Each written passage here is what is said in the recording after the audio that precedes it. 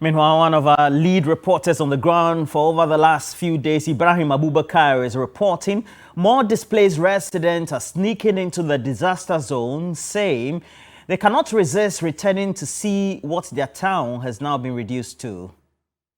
Rescue mission is ongoing to see whether they will be able to retrieve some persons suspected to have been missing. Even though the place remains a crime zone, and for that matter, no one is allowed entry with the exception of the police and military.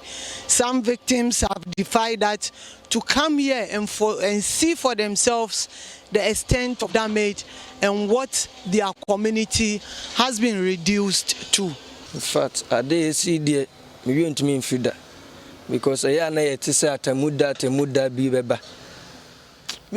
can never forget this incident. I always hear of the Judgment Day, and I know this is how it would happen, because so many people have, and many others cannot even be found.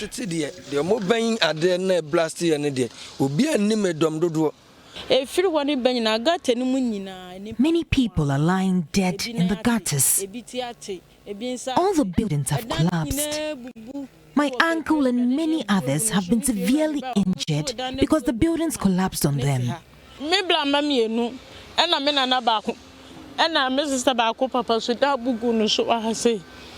Ibrahim Abubakar, TV3 News, Appiatse Western Region.